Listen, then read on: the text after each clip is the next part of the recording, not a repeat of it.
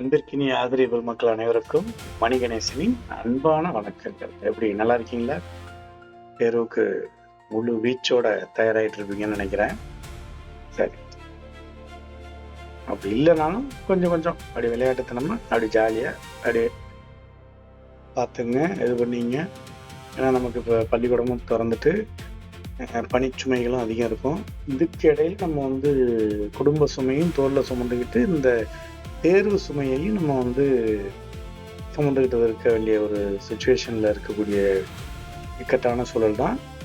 பரவாயில்ல, எல்லாத்தையும் கடந்துடலாம் வாங்க. இன்னைக்கு நம்ம ஒரு சோசியல் சயின்ஸ்ல ஒரு முக்கியமான ஒரு 50 கொஸ்டினுக்கு ஆன்சரை இப்ப நம்ம பார்க்கலாமா? வாங்க பார்ப்போம். சரி, வாங்க நம்ம பார்க்கலாமா? இப்ப முதல் கேள்வி, இந்தியாவிற்கு புதிய கடல் வழியை கண்டுபிடித்தவர் யார்? இது ஒரு முக்கியமான கேள்விதான். அதனால இந்த கேள்வியை ஞாபகத்துல வச்சுங்க. இந்த கேள்விக்கான பதிலை கண்டிப்பா மறக்காம நினைவில் வைத்துக் கொள்ளுங்கள்.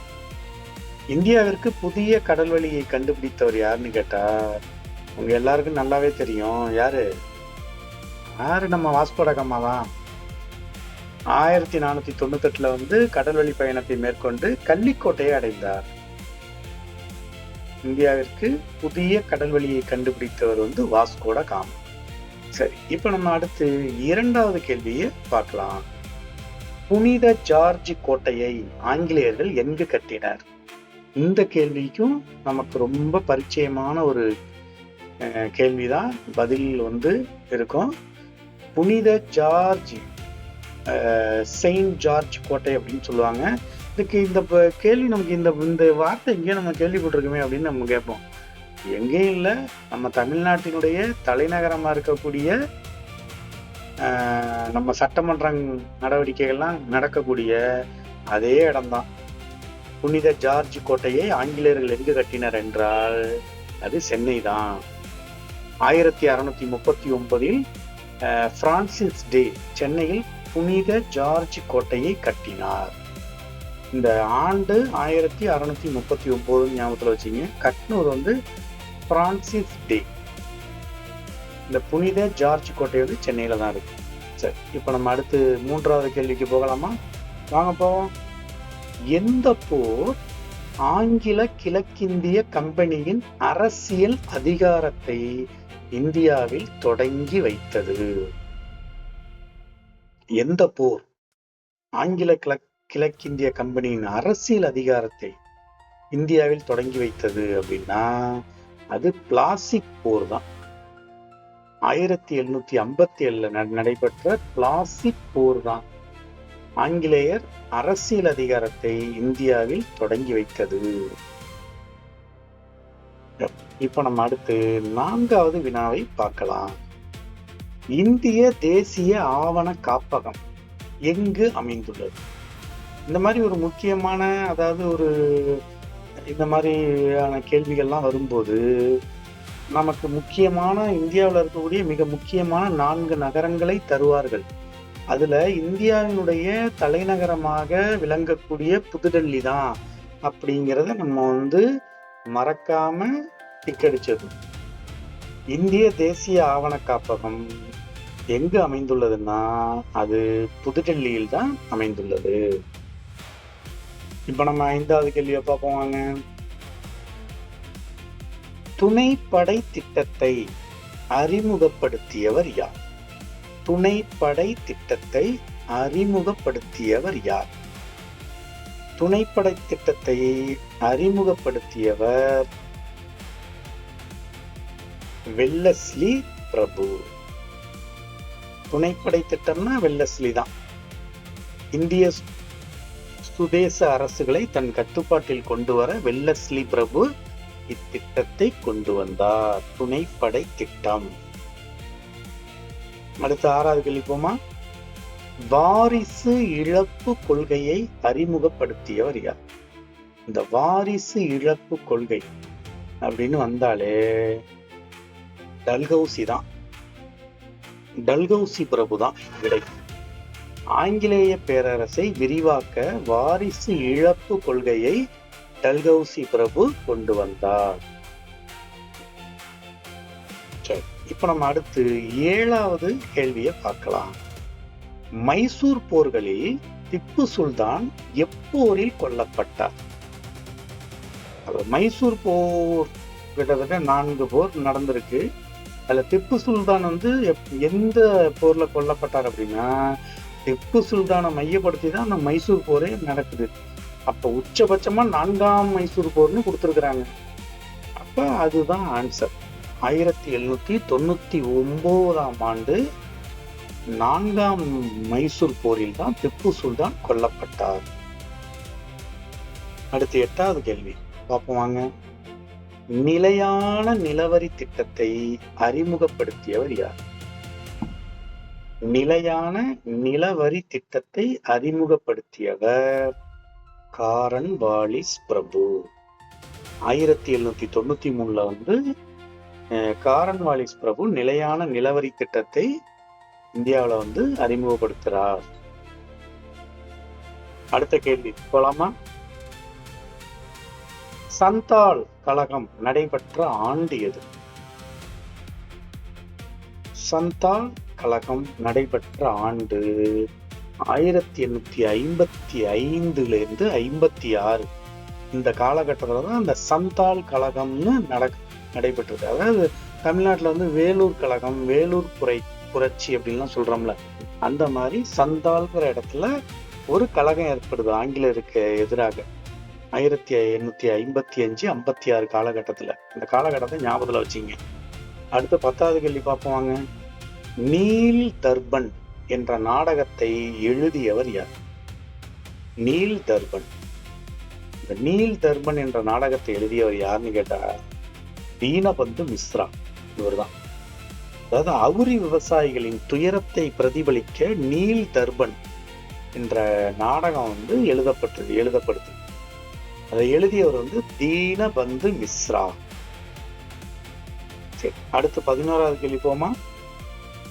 1857ஆம் ஆண்டு புரட்சியின் போது இந்தியாவின் அடையாளமாக இருந்தவர் யார்? இந்த 1857 தான் இந்தியாவில் நடந்த முதல் இந்திய விடுதலை போர் அப்படின்லாம் வர்ணிக்கப்படுது வரலாறுல. அந்த ஆண்டை மறக்க கூடாது, 1857. அப்ப இந்தியாவினுடைய அடையாளமாக யார இங்க இருந்த அந்த சுதேச மன்னர்கள்லாம் முன்னிலைப்படுத்தினது அப்படின்னா 2ஆம் பகதூர் ஷா. மீரட் சிப்பாய்கள் இவரை இந்தியாவின் பேரரசராக அறிவித்தனர். ஆங்கிலேயர்களுக்கு எதிராக 2ஆம் பகதூர் ஷாவை தான் இந்தியாவின் பேரரசர் அப்படின்னு மீரட்ல இருக்கிற சிப்பாய்கள்லாம் அறிவிக்கிறாங்க. சரி, அடுத்து 12வது கேள்வி போவோம். வேலூர் கழகம் நடைபெற்ற ஆண்டு எது? முதல் இந்திய விடுதலை போராட்டமே 1857 தான் ஆரம்பிக்கணும்னு. சந்தால் கழகம் 55, 56 ஆரம்பிக்கணும்னு சொன்னோம். ஆனா இந்திய விடுதலைக்கு, இந்திய விடுதலை போராட்டத்துக்கு வித்திட்டவர்கள் தமிழர்கள் தான், நாம தான், மறந்துடக்கூடாது. இந்த வேலூர் எங்க இருக்கு? நம்ம தமிழ்நாட்டுலதான் இருக்குது. சென்னைக்கு அருகில் இருக்கு, ஒரு வட மாவட்டமா இருக்கு. அப்ப இந்த வேலூர் கழகம் எப்ப ஆரம்பிக்குது அப்படின்னு பாக்குறப்ப 1806 ஆரம்பிச்சது. ஜூலை 10 வேலூர் கழகம் ஆரம்பிச்சிடுது. எவ்வளவு முன்னோடியா இருக்கும் பாருங்க. அடுத்து நம்ம 1806, இந்த ஆண்டை மறந்துடக்கூடாது. 1806 வேலூர் கழகம். 1855, 56 சந்தால் கழகம். 1857 முதல் இந்திய விடுதலை போர். சரி, இப்ப நம்ம அடுத்து 13வது கேள்வியை பார்க்கலாம். இந்த 1857 புரட்சியை முதல் இந்திய சுதந்திர போர் என அழைத்தவர் யார்? 1857 நடைபெற்ற புரட்சியை தான் முதல் இந்திய சுதந்திர போர் என ஒருத்தர் என்ன பண்றாரு, அழைக்கிறார். அது யாருன்னு கேக்குறாங்க. அது யாருன்னா வி.டி. சவார்கர். இவர் தான் தனது நூலில் இப்படி அழைத்தார். அவர் ஒரு நூல் எழுதுறாரு. அந்த வரலாற்று அடிப்படையில ஒரு நூல் எழுதுறப்ப அந்த நூல்ல வந்து இந்த 1857 நடந்த அந்த புரட்சி வந்து முதல் இந்திய சுதந்திர போர் அப்படின்னு அதை வந்து குறிப்பிடுறாரு வி.டி. சவார்கர். அடுத்து 14வது கேள்வி பார்க்கலாமாங்க. பழங்கால கல்வி முறையில் ஆசிரியரின் இல்லத்தில் தங்கி கற்கும் முறை எது? இது நல்லாவே உங்களுக்கு தெரியும். இந்த கேள்விகள்லாம் நீங்க டக்குன்னு அடிச்சிருக்கீங்க. எதுதான்? குருகுல முறைதான். குருகுல முறைதான். ஆசிரியரின் இல்லத்தில் தங்கி கற்கும் முறை குருகுல முறையாகும். இந்த கேள்வியெல்லாம் ரொம்ப எளிதான கேள்வி, ஈஸியான கேள்வி, டக்குன்னு அடிச்சுட்டு போயிட்டே இருக்கலாம். அடுத்து 15வது கேள்வி. நாலந்தா பல்கலைக்கழகத்தை உலக பாரம்பரிய சின்னமாக அறிவித்த ஆண்டு எது? நாலந்தா பல்கலைக்கழகம் அதை வந்து உலக பாரம்பரிய சின்னமாக அறிவித்த ஆண்டு. அதை அறிவிக்கிறதுக்கான இது யாரு? அந்த அதிகாரம் யார்கிட்ட இருக்குன்னா யுனெஸ்கோட்ட தான் இருக்கு. அவங்க தான் என்னன்றாங்க, யுனெஸ்கோங்கிற அந்த நிறுவனம் தான், பன்னாட்டு நிறுவனம் தான் 2009 வந்து நாலந்தா பல்கலைக்கழகத்தை உலக பாரம்பரிய சின்னமாக அங்கீகரித்தது. அடுத்து 16வது வினா. எந்த திட்டம் கல்வி தரத்தை பேண 1956 உருவாக்கப்பட்டது? சரியான கேள்விதான். எந்த திட்டம் அப்படின்னா ஏதோ ஒரு குழு, இல்ல ஏதோ ஒரு ஆணையம், ஏதோ ஒரு கல்விக் கொள்கை. அப்ப 1956 அது வந்து உருவாக்கப்பட்டது. அப்படி அது எந்த திட்டம்? 1956 உருவாக்கப்பட்ட கல்வி தரத்தை பேண உருவாக்கப்பட்ட திட்டம் எதுனா பல்கலைக்கழக மானிய குழு.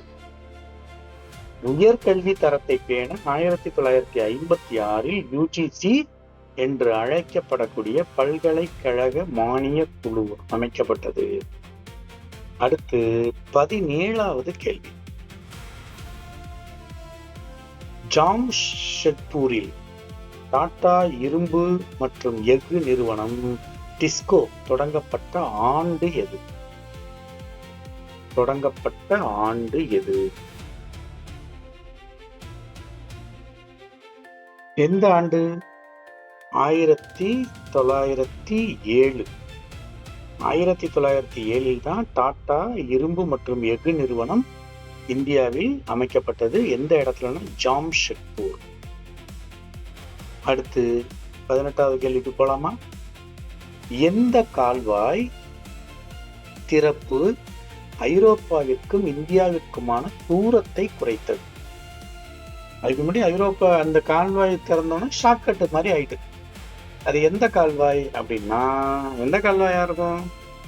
டக்குன்னு ஐரோப்பாவிற்கும் இந்தியாவிற்குமான, இந்தியான்னு வந்திருக்கு, இங்க இந்திரா காந்தின்னு வந்திருக்கு, ஒருவேளை அதுவா இருக்குமோன்னு நினைச்சிட்டு தவறான விடைய டிக் அடிச்சிடாதீங்க.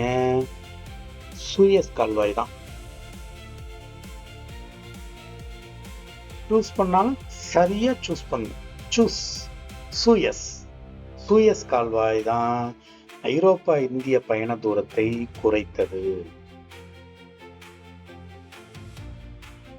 அடுத்து 19வது கேள்வி. இந்தியாவின் உள்ளாட்சி அமைப்பின் தந்தை என்று அழைக்கப்படுபவர் யார்? இந்தியாவின் உள்ளாட்சி அமைப்பின் தந்தை என்று அழைக்கப்படுபவர் யாருன்னு கேட்டா யாரு? அதுவும் தமிழ்நாட்டில தான். தமிழ்நாட்டினுடைய தலைநகரமா இருக்கக்கூடிய சென்னையில தான் அங்க இருக்கக்கூடிய அந்த மாநகராட்சி பில்டிங் இருக்குல்ல, இந்த பில்டிங்க்கு என்ன பேரு சொல்லுங்க பார்ப்போம். வெள்ளேன்னு இருக்கும் அந்த பில்டிங். இப்பயும் இருக்குது. இப்பயும் தான் சென்னையினுடைய மாநகராட்சி கூட்டம் அங்கதான் கூட்டப்படும், நடக்கும். அந்த பில்டிங்கை கட்டினவர் தான் அந்த பில்டிங்க்கு பேரு ரிப்பன். அந்த ஏன் ரிப்பன் வந்துச்சுன்னா, ரிப்பனை வெட்டி திறந்ததுனால இல்ல, ரிப்பன் தான் அதை கட்டுறாரு. அப்ப அவருடைய அந்த அற்புதமான அந்த சிந்தனையினுடைய விளைவுனாலதான் இன்னைக்கும் அந்த பில்டிங் வந்து ரிப்பன் பில்டிங்னு சொல்றோம். அதுலதான் சென்னை மாநகராட்சியினுடைய அந்த மேயர் நடவடிக்கைகள் எல்லாமே அதுலதான் நடைபெறுது. அப்ப இந்தியாவின் உள்ளாட்சி அமைப்பின் தந்தை என்று அழைக்கப்படுபவர் ரிப்பன் பிரபு தான். இவர்தான் உள்ளாட்சி அரசாங்கத்தின் மகா சாசனம் என அழைக்கப்படும் தீர்மானத்தை கொண்டு வந்தவர்.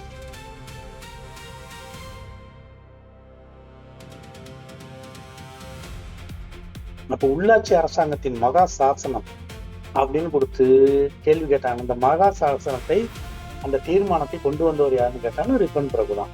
அவர் தான் இந்தியாவின் உள்ளாட்சி அமைப்பின் தந்தை என்று அழைக்கப்படுகிறார், ரிப்பன் பிரபு. அடுத்து 20வது கேள்வி போவாங்க. மெட்ராஸ் அதிகாரப்பூர்வமாக சென்னை என மறு பெயரிடப்பட்ட ஆண்டு எது? மெட்ராஸ் வந்து அதிகாரப்பூர்வமாக சென்னை என மறு பெயரிடப்பட்ட ஆண்டு.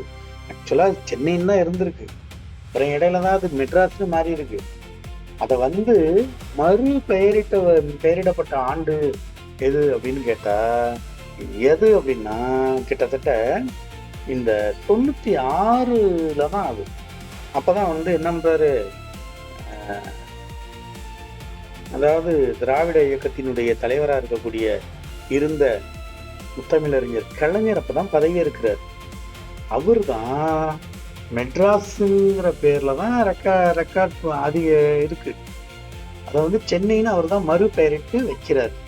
96 அந்த வருடத்தை ஏன் ஞாபகம் வச்சுக்கணும். ஏன்னா 91 to 95 96 அந்த காலகட்டம் வந்து ஜெயலலிதா அம்மையார் ஆட்சி செஞ்சுட்டு இருக்காங்க. 96 எலெக்ஷன்ல வந்து மீண்டும் கலைஞர் வந்து பதவிக்கு வர்றாரு. பதவிக்கு வந்தோடனே அவர் தான் என்ன பண்றாரு, அந்த மெட்ராஸ்ங்கிற அந்த பெயரை வந்து சென்னைன்னு மறு பெயரிட்டு ஆணையிடுறாரு. ஞாபகத்தில் வச்சுக்கணும். ஜூலை 17 1996. அப்ப தமிழ்நாடுன்னு பெயரிட்டவர் வந்து யாரு, பேரறிஞர் அண்ணா. ஞாபகத்தில் வச்சுக்கணும். 21வது கேள்வியை பார்ப்போம். பெண்களின் நிலையை மேம்படுத்த சதி ஒழிப்பு சட்டம் கொண்டு வரப்பட்ட ஆண்டு எது? சதி ஒழிப்பு சட்டம் கொண்டு வரப்பட்ட ஆண்டு.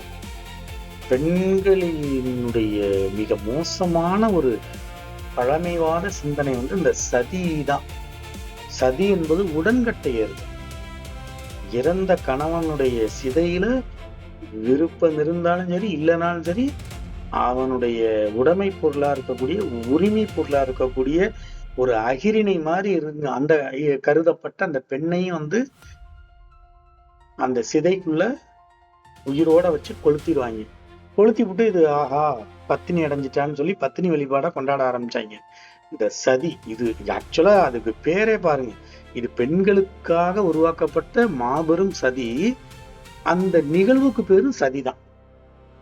இந்த சதி ஒழிப்பு சட்டத்தை வந்து இந்த சதியை ஒழிக்கிறதுக்கு ஒரு சட்டம் போடுறாங்க. அதுக்கு போராடியவர் வந்து ராஜாராம் மோகன் ராய் தான். அவரு போராட்டத்தை வந்து ஆங்கிலேய அதிகாரிகள் அதுல இருக்கக்கூடிய நியாயத்தை கருத்தில் கொண்டு இந்த சட்டத்தை வந்து சதி ஒழிப்பு சட்டத்தை கொண்டு வர்றாங்க. இது கொண்டு வரப்பட்ட ஆண்டு எதுன்னு பார்த்தோம்னா 1829. ராஜாராம் மோகன் ராயின் முயற்சியால் 1829 சதி ஒழிப்பு சட்டம் இயற்றப்பட்டது. வெள்ளைக்காரர்கள்னாலே நம்மளை வந்து சுரண்டி தின்னாங்கன்னு நினைக்க வேண்டியதில்லை. அவர்களிலும் நிறைய நல்ல மனிதர்களும் வாழ்ந்திருக்கிறார்கள். அப்படி நம்ம புரிந்து கொள்ள வேண்டியதும் இந்த இடத்துல முக்கியமான ஒன்று. ஏன்னா நம்ம அப்படி தவறாம நினைச்சிடக்கூடாது. இதெல்லாம் வந்து வெள்ளையர்கள் இந்த சதி ஒழிப்பு சட்டம்லாம் கொண்டு வராம இருந்துச்சுன்னா இன்னைக்கு நினைச்சு பாருங்க, இந்த 2026 நினைச்சு பாருங்க ஒரு பெண்ணினுடைய நிலை எப்படி இருக்கும். இதெல்லாம் ஒரு முக்கியமான ஒரு பெண்களுடைய வரலாற்றுல வந்து ஒரு முக்கியமான ஒரு மைல்கல். இந்த 1829 நிகழ்த்தப்பட்ட சதி ஒழிப்பு சட்டம். அடுத்தது 22வது கேள்வி. இந்தியாவில் முதலில் காவல்துறையை உருவாக்கியவர் யார்? காவல்துறையை உருவாக்கியவர் யார் அப்படின்னா அவரும் யாரு? காரன் வாலிஸ் பிரபு தான். இவர் ஆல்ரெடி நம்ம ஏற்கனவே பார்த்தோம். நிலையான நிலவரி திட்டம் அப்படிங்கிறத கொண்டாந்தார். நிலையான நிலவரி திட்டம் இதை கொண்டு வந்தவரும் காரன் வாலிஸ் பிரபு தான். இந்தியாவில முதலில் காவல்துறையை உருவாக்கியவரும் காரன் வாலிஸ் பிரபு தான். அடுத்து 23வது கேள்வி. கீழ்கண்டவற்றில் எது பாளையக்காரர்களின் புரட்சிக்கு காரணமாக இருந்தது? இந்த கேள்வியை படிச்சுட்டு பதில படிக்கிறப்பே உங்களுக்கு டக்குன்னு தோணிடும், ஏதான் சார் இதுக்கு விடை அப்படின்னு உங்களுக்கு தோணுது இல்ல? எனக்கு அதான் தோணுது. பார்ப்போம். இந்த வரி வசூலிக்கும் உரிமை கம்பெனிக்கு அளிக்கப்பட்டதால். இது என்ன கம்பெனிக்கு அளிக்கப்பட்டுச்சு அப்படின்னா ஆங்கில கிழக்கிந்திய கம்பெனிக்கு அளிக்கப்பட்டதால் பாளையக்காரர்கள் என்ன பண்றாங்க? அதற்கு எதிராக கிளர்ச்சி செய்யறாங்க, கிளர்ந்து எழுதுறாங்க. அது கலகமா புரட்சியா வெடிக்குது, மாறுது. அடுத்து 24வது வினா. தீரன் சின்னமலை தூக்கிலிடப்பட்ட கோட்டை எது? தீரன் சின்னமலை இவர் தூக்கிலிடப்பட்ட கோட்டை எது? இது எந்த கோட்டை அப்படின்னு பார்த்தோம்னா சங்ககிரி கோட்டை தான். சேலத்துக்கு பக்கத்துல இருக்கு. 1805 சங்ககிரி கோட்டையில் 1805 சங்ககிரி கோட்டையில் தீரன் சின்னமலை தூக்கிலிடப்பட்டார். அப்ப 1806 அடுத்த வருஷமே என்ன பண்ணுது? வேலூர்ல கலகம் ஏற்படுது. அப்படி இணைச்சு படிச்சுக்கணும். அந்தந்த வருஷத்தை அப்படியே படிச்சுட்டு போயிடக்கூடாது. நம்ம 1805 சங்ககிரி கோட்டையில தீரன் சின்னமலை தூக்கிலிடப்படுறாரு. அதற்கு மறு வருடமே வேலூர்ல கலகம் ஏற்படுது. அடுத்து 25வது வினா. யாருடைய ஆதரவுடன் ஆங்கிலேயர்கள் இந்தியாவில் தங்களை நிலை நிறுத்தி கொண்டனர்?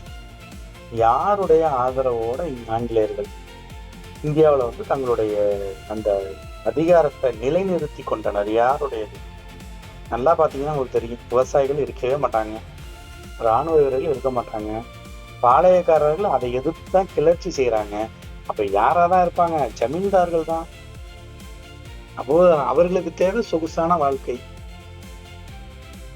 அதுக்கு எந்த பங்கமும் இல்லைன்னா எனக்கு ஒன்றும் பிரச்சனை இல்லையா அப்படின்னு சொல்லிட்டு ஆங்கிலேயர்களுக்கு தார்மீகமா அவர்கள் ஆதரவை வழங்கி கொண்டே இருந்தார்கள். அதனாலதான் அவர்கள் ஆங்கிலேயர்கள் என்ன பண்றாங்க? இந்தியாவில தன்னுடைய ஆட்சி அதிகாரத்தை நிலைநிறுத்தி வைக்கிறாங்க. அடுத்து 26வது கேள்வி பார்ப்போம். மலைவாழிடங்கள் ஆங்கிலேயர்களால் எதற்காக உருவாக்கப்பட்டது?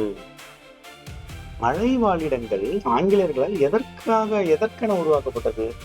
நல்லா பாருங்க. அது எதுக்காக? அது எதுக்குமே இல்லைங்க. அது சுகாதார மையங்களாக.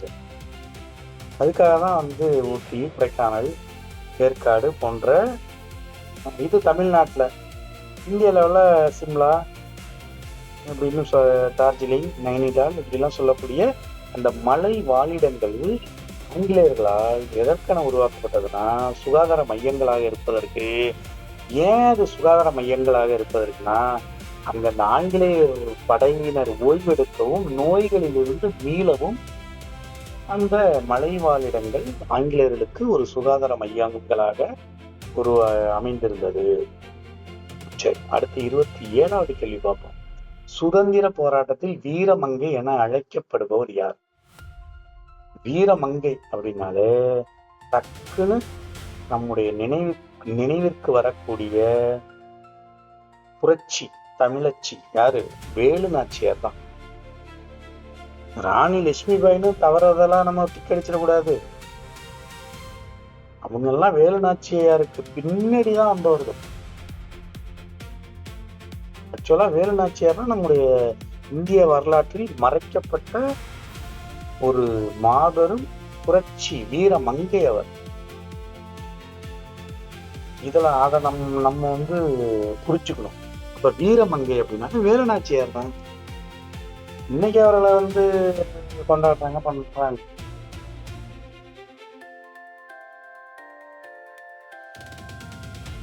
சரி, இப்ப நம்ம அடுத்து 28வது கேள்விக்கு பார்க்கலாமா? 1801 ஜூலை 31 செய்து கொள்ளப்பட்ட உடன்படிக்கை எது? இந்த 1801 ஜூலை மாசம் 31 செய்து கொள்ளப்பட்ட உடன்படிக்கை எது? கர்நாடக உடன்படிக்கை. இதன் மூலம் தமிழ்நாட்டின் மீது ஆங்கிலேயர் நேரடி கட்டுப்பாட்டை பெற்றனர்.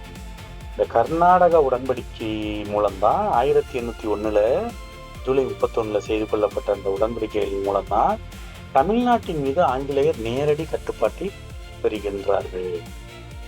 அடுத்து 29 நிலையான நிலவரி திட்டம். காரன்வாலிஸ் பிரபு அவர்தான் இந்தியாவில் முதல்ல காவல்துறையை கொண்டு வந்தார். அதன் அடிப்படையில சரி, இந்த நிலையான நிலவரி திட்டம் அறிமுகப்படுத்தப்பட்ட பகுதி எது அப்படின்னு கேக்குறாங்க. அது எதுன்னா வங்காளம், பீகார், ஒரிசா பகுதிகளில் இத்திட்டம் அறிமுகப்படுத்தப்பட்டது.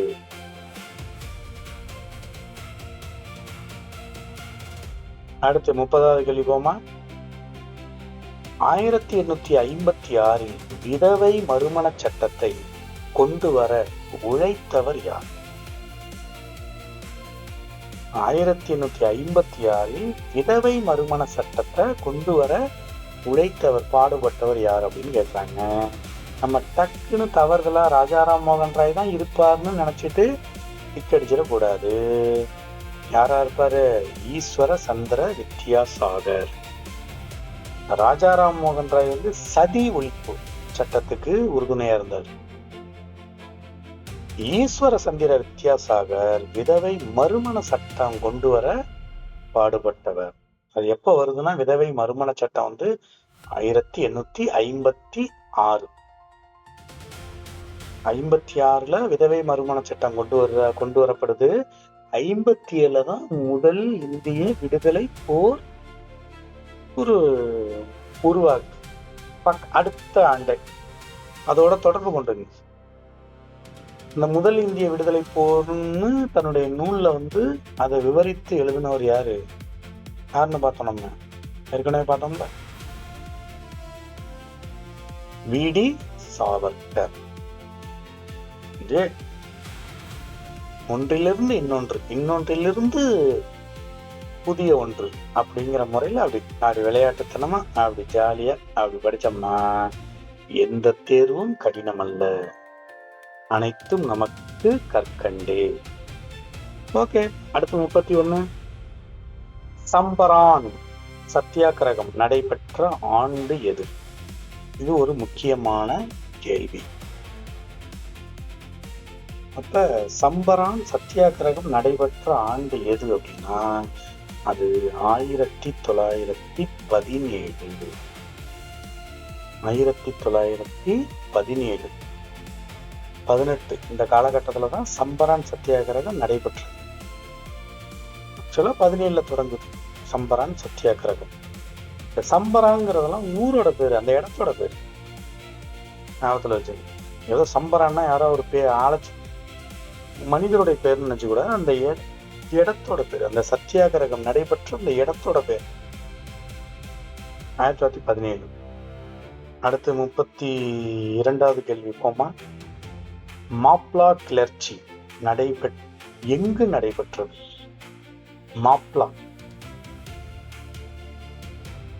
மாப்ளா கிளர்ச்சி எங்கு நடைபெற்றது அப்படின்னா, மாப்ளா கிளர்ச்சினாலே நமக்கு பக்கத்துல இருக்கிற கேரளாவில தான், மலபார் பகுதியில தான் நடைபெறுது. எப்பன்னா 1921. அப்ப 1921 தான் மாப்ளா கிளர்ச்சி நடைபெறுது. அது எங்க அப்படிங்கிறப்ப கேரளாவில. அது கேரளாவில எந்த பகுதியில அப்படின்னா, மலபார் பகுதியில தான் நடைபெறுது. அடுத்து 33வது கேள்வி. பர்தோலி சத்தியாகிரகத்திற்கு தலைமை தாங்கியவர் யார்? இந்த பர்தோலி ஏற்கனவே சம்பரான் பார்த்தோம், இப்ப பர்தோலி சத்தியாகிரகத்திற்கு தலைமை தாங்கியவர் யாருன்னு கேட்டா, இந்தியாவினுடைய இரும்பு மனிதர் என்று அழைக்கப்படக்கூடிய சர்தார் வல்லபாய் பட்டேல் தான். பர்தோலி விவசாயிகள் சர்தார் வல்லபாய் பட்டேல் தலைமையில் போராடினர். அடுத்து 34வது கேள்வி. எந்த சட்டம் விவசாயிகளின் கடன் சுமையை குறைப்பதற்காக கொண்டு வரப்பட்டது? கேள்வியை பாருங்க. இந்த கேள்வியை பார்த்தோன்னே உங்களுக்கு கீழே இருக்கிற பதில பாருங்க. பார்த்தோன்னே உங்களுக்கு எது சரி, இதுதான்டா அதுக்கு ஆன்சரு அப்படின்னு எது தோணுதுன்னா சி தானே தோணுது. அந்த சி தான், பஞ்சாப் நில உரிமை மாற்று சட்டம். விவசாயிகளை வட்டிக்காரர்களிடமிருந்து காக்க 1900 இச்சட்டம் நிறைவேற்றப்பட்டது. விவசாயிகளின் கடன் சுமையை குறைப்பதற்காக கொண்டு வரப்பட்ட சட்டம் எதுன்னா பஞ்சாப் நில உரிமை மாற்று சட்டம். எந்த ஆண்டு? 1900. 35வது கேள்வி. மகள்வாரி முறையின் கீழ் வரியை செலுத்த பொறுப்புடையவர் யார்? மகள்வாரி இதெல்லாம் வரியினுடைய ஒரு முறை. மகள்வாரி முறையின் கீழ் வரியை செலுத்த பொறுப்புடையவர் யார்? யாரு? ஒரு கிராமத்துல இருக்கிறாங்க. அப்ப அந்த கிராமத்துல பொறுப்புடையாரா யார் இருக்கிறாங்க? இன்னைக்கும் அங்க இருக்கக்கூடிய ஒரு கிராமம்னா அதுல ஒரு கிராம கமிட்டி, கிராம தலைவர் அப்படின்னு சொல்றோம். இது பண்டை காலம் முதலே தொடர்ந்து வந்திருக்கு. அப்ப மகள்வாரி முறையின் கீழ் வரியை செலுத்த பொறுப்புடையவர் கிராம தலைவர் ஆவார். இந்த மகள்வாரி முறையில் கிராமம் முழுமைக்கும் கிராம தலைவரே பொறுப்பு. அடுத்து 36வது கேள்வி. எந்த போர் பிரெஞ்சுக்காரர்களின் வீழ்ச்சிக்கு வழிவகுத்தது? எந்த போர் பிரெஞ்சுக்காரர்களின் வீழ்ச்சிக்கு வழிவகுத்தது? ஆங்கிலேயர்கள்ட்ட வந்து தோற்கடிக்கப்படுறாங்க, பிரெஞ்சுக்காரர்கள் வீழ்ச்சி அடையுது அவர்களுடைய அந்த அதிகாரம். அது எந்த போர்ல அப்படின்னு பாக்குறப்ப அது வந்தவாசி போர்ல தான். 1760 நடைபெற்ற வந்தவாசி போரில் தான் பிரெஞ்சு படை தோல்வி அடையுது. அதுலதான் அவர் கொஞ்சம் அவர்கள் என்ன பண்றாங்க, தமிழ்நாட்டை விட்டுட்டு பக்கத்துல இருக்கிற அந்த பாண்டிச்சேரியில போய் தன்னுடைய அந்த கேந்திரத்தை அமைச்சுக்கிறாங்க, அதிகாரத்தை இது பண்ணிக்கிறாங்க. சரி, அடுத்து 37வது கேள்வி. இந்தியாவின் தேசிய வருவாய் குறைய காரணமான பொருளாதார கொள்கையை விளக்கியவர் யார்? இந்தியாவின் தேசிய வருவாய் குறைய காரணமான பொருளாதார கொள்கையை விளக்கியவர் யார் அப்படின்னு பார்த்தோம்னா அவர் யாருன்னா தாதாபாய் நவ்ரோஜி தான். இவர் சொன்ன ஒரு அற்புதமான கோட்பாடு எதுன்னா செல்வ சுரண்டல் கோட்பாடு. அப்ப கேள்வி சில நேரங்கள் எப்படி வரும், செல்வ சுரண்டல் கோட்பாடு அப்படின்னு ஒரு பொருத்துக்களை கொடுக்குறாங்க அப்படின்னா நம்ம இம்மிடியட்டா எதை ஆன்சரா டிக் அடிக்கணும்? தாதாபாய் நவ்ரோஜி தான். அவர் தான் வந்து செல்வ சுரண்டல் கோட்பாடு மூலம் வறுமைக்கு காரணமான இந்த பொருளாதார கொள்கையை விளக்கி கூறுகிறார். இப்படியெல்லாம் ஆங்கிலேயர்கள் வந்து நாட்டுல வந்து நாட்டினுடைய வளங்களை எப்படி சுரண்டுறாங்க அப்படிங்கிறத அவர் இது பண்ணார். செல்வ சுரண்டல் கோட்பாடு. அடுத்து 38வது கேள்வி. ஆங்கிலேயர் ஆட்சியில் எதனை உள்ளாட்சி அரசாங்கத்தின் மகா சாசனம் என அழைப்பர்? ஏற்கனவே நம்ம பார்த்த கேள்விதான். உள்ளாட்சி அதிகாரத்தின் உள்ளாட்சி அரசாங்கத்தின் தந்தையினாலும், தந்தைனா யாரு? ரிப்பன் பிரபுன்னு பார்த்தோம். அவருடைய அந்த அந்த தீர்மானத்துக்கு என்ன பேர்னா உள்ளாட்சி அரசாங்கத்தின் மகா சாசனம் அப்படி என்று அழைக்கப்படுது. சந்தேகமே வேணாம், ரிப்பன் பிரபுவின் தீர்மானம் தான். எப்ப வருதுன்னா 1882 உள்ளாட்சி நிர்வாகத்தில் ரிப்பன் பிரபுவின் தீர்மானம் மகா சாசனம் எனப்படுகிறது. அடுத்த கேள்வி 39. போலாமா? நாங்க போவோம். ஆங்கில கல்விக்கு முன்னுரிமை அளிக்க வேண்டும் என அறிவுறுத்தியவர் யார்? அதனுடைய விளைவுதான் இன்னைக்கு புத்தீசல் போல வளர்ந்து பெருகிட்டு. அப்ப இதுக்கு வித்திட்டவர் யார்? ஆங்கில கல்விக்கு முன்னுரிமை அளிக்க வேண்டும் என அறிவுறுத்தியவர் யாருன்னு கேட்டா, அவர் யாரு? நம்ம மேக்சிமம் நமக்கு டீச்சரா இருக்கோம், ஓரளவு தெரியும். மெக்கானிக்கா அப்படியே நம்ம இயங்கிட்டு இருந்தாலும் மெக்காலே தான். இந்தியாவில் ஆங்கில மொழி கல்வியை மெக்காலே பரிந்துரைத்தார். மெக்காலே கல்வி, சரி, மெக்காலே கல்வி பரிந்துரைத்தார்னு ஒன்னே அது பெரிய உயர்தரமான கல்விக்கெல்லாம் எதுவும் இல்லை. அவர் என்னன்றாருன்னா, அந்த ஆங்கிலேய அதிகாரிகளுக்கு கீழ்ப்படிந்து நடக்கக்கூடிய கடைநிலை ஊழியர்களுக்கான அந்த ஆங்கில அறிவை போதிக்க வேண்டும் அப்படிங்கிறதான் அவர் சொல்றாரு. அதையும் கொஞ்சம் கவனத்துல நம்ம கொள்ள வேண்டும். சரி, அடுத்து 40வது கேள்வி. ராமநாதபுரம் கலெக்டராக இருந்தவர் யார்?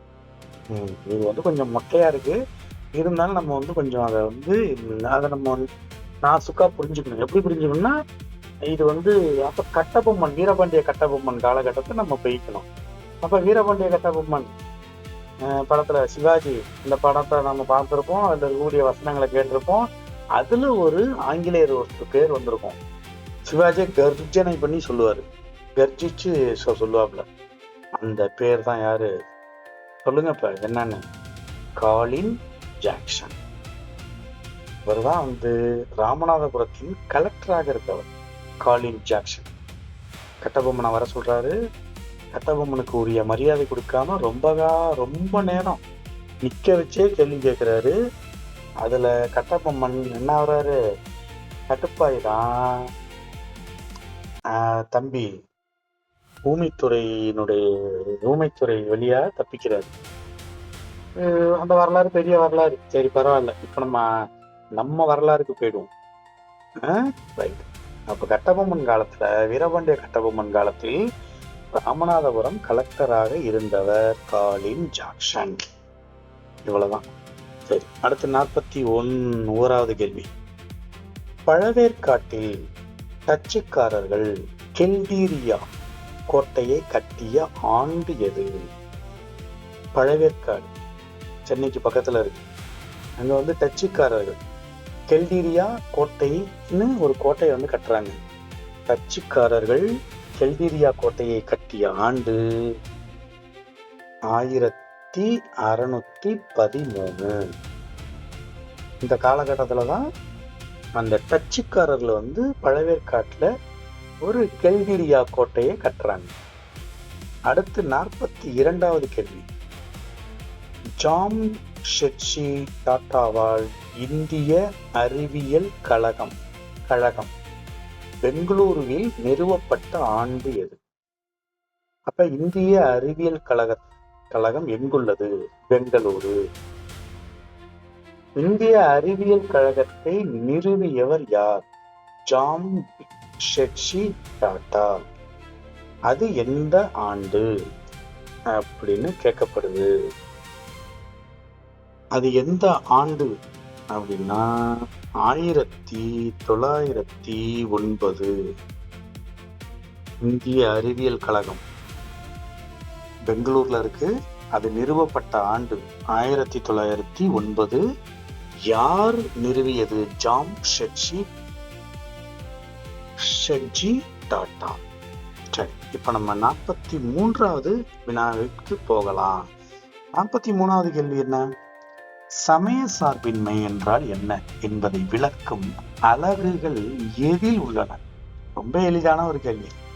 சமய சார்பின்மை இதை குறித்து பேசக்கூடிய அந்த அலகுகள் எதில் உள்ளன அப்படின்னா, கண்டிப்பா நம்ம எல்லாருக்கும் தெரியும். எது? குடிமை இயல்.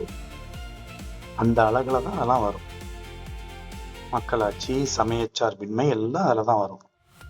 அடுத்து 44வது கேள்விக்கு போலாமா? வாங்க போ. தக்கான விவசாயிகள் மீட்பு சட்டம் நிறைவேற்றப்பட்ட ஆண்டு எது? தக்கான விவசாயிகள் மீட்பு சட்டம் நிறைவேற்றப்பட்ட ஆண்டு எது? 1875. தக்கான கழகத்திற்கு பின் 1875 தான் இச்சட்டம் நிறைவேறியது. தக்கான விவசாயிகள் மீட்பு சட்டம் நிறைவேற்றப்பட்ட ஆண்டு 1875. அடுத்த கேள்விக்கு போமா. 4ஆம் மைசூர் போரின் விளைவாக மைசூர் அரியணையில் ஏறியவர் யார்? அப்ப 4ஆம் மைசூர் போர் யாரை முன்னிட்டு நடைபெறுது அப்படின்னா திப்பு சுல்தானை முன்னிட்டு நடைபெறுது. அப்ப அந்த திப்பு சுல்தான் அந்த போரில் என்ன ஆகுறாருன்னா இறந்து போயிடுறாரு. அப்ப இறந்து போனதுக்கு அப்புறம் அந்த மைசூர் அரியணையில யாரு ஏறுறாங்க அப்படின்னு கேக்குறாங்க. அதுதான் சரி, 3ஆம் கிருஷ்ணராஜா உடையார். திப்புவின் மரணத்திற்கு பின் கிருஷ்ணராஜா உடையார் அரியணை ஏறினார். 3ஆம் கிருஷ்ணராஜா உடையார். அடுத்து 46வது கேள்வி. பெண் கல்விக்கான பள்ளியை பூனாவில் நிறுவியவர் யார்? இந்த கேள்விக்கான பதில் உங்கள பல பேருக்கு தெரியும். யாரு? நீங்க நினைப்பதுதான், நீங்கள் சொல்வதுதான், ஜோதிபா புலே. இவர் தான் பெண் கல்விக்கென பள்ளியை பூனாவில் நிறுவியவர். எந்த வருஷம்? 1848. தம்பதியர் சமேதமா அந்த பெண் கல்விக்கான பள்ளியை நிறுவி அதை வெற்றிகரமாக நடத்துகிறார்கள். இதற்காக அவர்கள் பட்ட அவமானங்கள்லாம் வரலாறுல நம்ம ஆசிரியர்களா இருக்கிற நம்ம கொஞ்சம் படிச்சு தெரிஞ்சுக்கணும். இல்ல அதை இன்னைக்கு இருக்கிற இன்டர்நெட் உலகத்துல அதெல்லாம் பார்த்து தெரிஞ்சுக்கணும். அந்த அம்மா மேல மனித அசிங்கத்தை எடுத்து அடிச்சிருக்கிறாங்க. அதையும் மீறி 1848 வருஷத்தை பாருங்க. அந்த வருஷத்திலேயே இன்னைக்கு ஒரு பெண் வீரமங்கையா அந்த வீரத்தோட தீரத்தோட விவேகத்தோட இருக்கிறதுங்கிறதுலாம் இன்னைக்கு யதார்த்தமான சூழல் ஆயிட்டு. ஆனா இந்த 2026 1848 நினைச்சு பாருங்க. பெண்களுக்கு எவ்வளவு கொடுமைகள், எவ்வளவு கட்டுப்பாடுகள். அதையும் மீறி ஒரு பெண்ணு, அதுதான் உண்மையிலேயே சிங்கப்பெண். அப்படிப்பட்ட ஒரு பெண்ணா வாழ்ந்தவங்க தான் அந்த ஜோதிபா புலே. அவங்க அந்த பெண் கல்விக்கான பள்ளியை பூனாவில் நிறுவியவர். அடுத்து 47வது கேள்வி. இந்தியாவின் முதல் பெண் மருத்துவர் யார்? இந்தியாவின் முதல் பெண் மருத்துவர் ரொம்ப சாதாரணமான ஒரு கேள்வி. யாரு? டாக்டர் முத்துலட்சுமி அம்மையார். ஆனா தேவதாசி முறை ஒழிப்புக்காக போராடியவர் தான் முத்துலட்சுமி அம்மையார். தான் தேவதாசி முறை ஒழிப்பிற்காக போராடியவர். நம்ம தமிழ்நாட்டு சட்டமன்றத்துல இவர் முதல் பெண் மருத்துவர். இவர் ஏற்படுத்திய ஒரு மாபெரும் மருத்துவமனை தான் சென்னை அடையாறுல இருக்கிற புற்றுநோய் சிகிச்சை மையம். நிறைய இவர்களை பத்திலாம் படித்து மிச்சம் இருக்கிற மீதி இருக்கிறதெல்லாம் தெரிஞ்சுங்க. கேள்வி எப்படி வேணாலும் வரலாம். ஆனா இங்க நம்ம எடுக்கப்பட்ட கேள்வி கொஞ்சம் சாதாரணமான ஒரு கேள்வியா தான் இருக்கு. இந்தியாவின் முதல் பெண் மருத்துவர் யார் அப்படின்னு தான் கேட்டிருக்கோம். ஆனா அதுல நிறைய ட்விஸ்ட் வச்சுலாம் கேட்பாங்க கேள்விகள். அது எது வந்தாலும் நம்ம எதற்கும் தயாராக இருக்க வேண்டும். அப்படிப்பட்ட ஒரு போராளிகள் தான் நம்ம. சரி, தேவதாசி முறை ஒழிப்பு, முதல் பெண் மருத்துவர் எல்லாமே டாக்டர் முத்துலட்சுமி அம்மையார் தான். சரி, அடுத்து 48வது கேள்வி போமா. அங்க போவோம். எந்த சட்டத்தின்படி பெண் சிசு கொலை தடை செய்யப்பட்டது? பெண் சிசு கொலை எந்த சட்டத்தின்படி?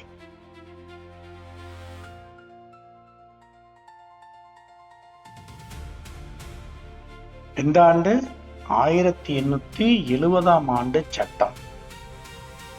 பெண் சிசு கொலை தடை சட்டம் நிறைவேற்றப்பட்டது 1870ஆம் ஆண்டு தான் பெண் சிசு கொலை தடை சட்டம் நிறைவேற்றப்பட்டது. 1870 நிறைவேற்றிட்டாங்க. ஆனா பெண் சிசு கொலை இந்தியாவுல, குறிப்பா தமிழ்நாட்டுல நீங்கியதா அப்படின்னா அது அங்கொன்று இங்கொன்றுமா அப்படி இப்படிலாம் நடந்ததுதான். என்னன்றாங்க, பாரதி ராஜா இயக்குனர் இமயம் பாரதி ராஜா தன்னுடைய கருத்தம்மா படத்துல அது அந்த பெண் சிசு கொலை நடப்பதை மையப்படுத்திய ஒரு படம் எடுத்தாரு. அதற்கப்புறம் தான் தமிழ்நாடு முழுவதும் எங்க பார்த்தாலும் அந்த விழிப்புணர்வு அதிகமாகி அந்த பெண் சிசு கொலை தடை சட்டம் 1870 நிறைவேற்றப்பட்டதை தீவிரமா நடைமுறைப்படுத்தி அதை கிட்டத்தட்ட இந்த பெண் சிசு கொலை நடப்பதை வந்து கிட்டத்தட்ட ஒழிச்ச மாதிரி தான். அந்த அளவுக்கு வந்துட்டு மக்கள்கிட்டையும் ஒரு அவேர்னஸ் வந்துட்டு. பெண்களை பாவம்னு சொன்ன அந்த வாயி இன்னைக்கு பெண் குழந்தைய வந்து ராசாத்தி லட்சுமி பிறந்திருக்கா, மகாலட்சுமியே வந்திருக்கா அப்படின்னு அந்த வாய் இன்னைக்கு கொண்டாடுதுன்னா அது சாதாரணமாகலாம் வரல. பெண்களுக்கு எதிராக காலந்தோறும் கொடுமைகள் நடந்து கொண்டே வந்திருக்கு. அதை நம்ம ஒவ்வொரு சட்டமா ஒவ்வொரு நிகழ்வுகளா பார்த்துக்கிட்டு வந்துகிட்டு இருக்கிறோம். அதுல முக்கியமான ஒன்று 1870 நிறைவேற்றப்பட்ட பெண் சிசு கொலை தடை சட்டம். முக்கியமான ஒன்று. சிசுவை அப்புறம் வளர்ந்து ஆளாகி அதை வந்து சதின்னு போடுறாங்க, அப்புறம் விதவைன்னு அதை உட்கார வைக்கிறாங்க, அப்புறம் வந்து விதவை மறுமணம் செய்ய விடாம தடுக்கிறாங்கிறதுலாம் அடுத்த பிரச்சனை. சிசுவிலேயே கொள்றது எவ்வளவு பெரிய பாவம், எவ்வளவு பெரிய கொடுமை. அடுத்து 49வது கேள்விக்கு போமா? சரி வாங்க போவோம். எந்த கோட்டை பிரெஞ்சுக்காரர்களின் இந்திய தலைமையிடமாக இருந்தது? பிரெஞ்சுக்காரர்களின் இந்திய தலைமையிடமாக இருந்தது அப்படின்னு பார்த்தா புனித லூயிஸ் கோட்டை தான். பாண்டிச்சேரியில் உள்ள இக்கோட்டை பிரெஞ்சுக்காரர்களின் தலைமையிடமாக இருந்தது. இந்த வந்தவாசி போர்ல வந்து ஆங்கிலேயர்கள்ட்ட தோற்கடிக்கப்பட்டு அவங்க என்ன பண்றாங்க, அவங்க தமிழ்நாட்டுல வச்சிருந்த அந்த செலுத்தி இருந்த அந்த அதிகாரத்தை சுருக்கி கொண்டு வீழ்ச்சி அடைந்து பாண்டிச்சேரியில போய் அந்த அப்படியே தன்னுடைய அந்த அந்த அதிகாரத்தை அப்படியே அங்க மட்டும் பண்ணிக்கிட்டு இருந்தாங்க. அதனாலதான் இன்னைக்கு அந்த பாண்டிச்சேரிக்கும் பிரெஞ்சுக்காரர்களுக்கும் பிரான்ஸ் தேசத்தை சேர்ந்த பிரெஞ்சுக்காரர்களுக்கும் ஒரு நீண்ட நெடிய ஒரு உறவுகள் தற்பொழுதும் இருக்கின்றது. புரிந்து கொள்ளணும். அப்ப எந்த கோட்டை அங்க இருக்குன்னா பாண்டிச்சேரியில புனித லூயிஸ் கோட்டை. அதுதான் பிரெஞ்சுக்காரர்களின் இந்திய தலைமையிடமாக இருந்தது. சரி, இப்ப நம்ம இந்த தேர்வினுடைய இறுதி கேள்விக்கு வந்துட்டோம். இறுதி கேள்வி, பக்சார் போர் நடைபெற்ற ஆண்டு எது? அப்ப பக்சார் போர் நடைபெற்ற ஆண்டு எது என்று கேட்டால் 1764. அதை நம்ம டிக் அடிக்கணும். அந்த 1764 தான் பக்சார் போர். எப்பன்னா அக்டோபர் 22 நடைபெற்றது பக்சார் போர். போர்கள்லாம் எதுக்கு அப்படின்னா, நமக்கு ரொம்ப அக்கப்போரா இருந்தாலும் இந்த போர்கள் மூலம்தான் ஆங்கிலேயர்கள் தம்முடைய கிழக்கிந்திய கம்பெனியா வந்ததை விரிவு பண்ணி ஒரு நிலையான ஸ்திரமான ஒரு ஆட்சி அதிகாரத்தை இந்திய நாடு முழுவதும் மேற்கொள்வதற்கு இந்த போர்கள் தான் அவர்களுக்கு உறுதுணையாக இருந்தன. இந்த போர்கள் மூலம் ஒவ்வொரு இதா வந்து அவர்களுக்கு எதிரியா இருக்கக்கூடிய ஆட்கள் எல்லாம் விரட்டி அடிச்சிடறாங்க, ஒடுக்கிடுறாங்க. அப்ப இந்த போர்கள்லாம் வந்து கொஞ்சம் நமக்கு என்னன்றோம் நினைவில் வைத்துக் கொள்ளணும், கவனத்துல வச்சுக்கணும்.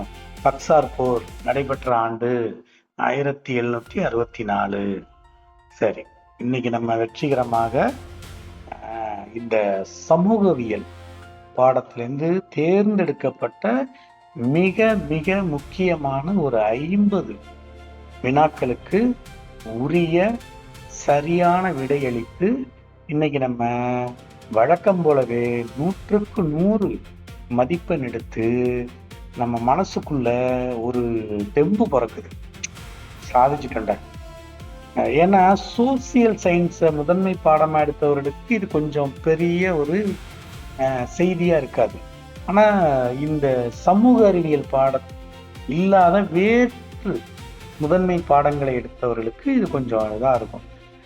அப்ப அந்த மாதிரி இருக்கக்கூடிய நபர்கள் இப்படி ஒரு சூழ்நிலை அறிவியல்ல அது எப்ப பார்த்தாலும் ஒரே வரலாறு, ஒரே ஆண்டு, ஒரே இதா இருக்கும் அப்படின்னு ஒரு சலிப்பு, ஒரு களைப்பு, ஒரு அலுப்பை, ஒரு எரிச்சலை, அதன் மேல ஒரு அக்கறையின்மையை காட்டக்கூடிய மனிதர்கள் இந்த மாதிரி ஒரு எளிய தேர்வு மூலம் நம்மளாலேயும் முடியும், நம்மகிட்டையும் அந்த சக்தி இருக்கு, நம்மளும் இந்த தேர்வுல வெற்றி பெறலாம் அப்படிங்கிற அந்த தன்னம்பிக்கையும் தைரியத்தையும் அந்த திடமான எண்ணத்தையும் வளர்க்கக்கூடிய வகையில தான் இந்த மாதிரி தேர்வை உங்களோட நானும் கற்றுக்கொண்டு படித்து கொண்டு வந்து கொண்டிருக்கிறேன்.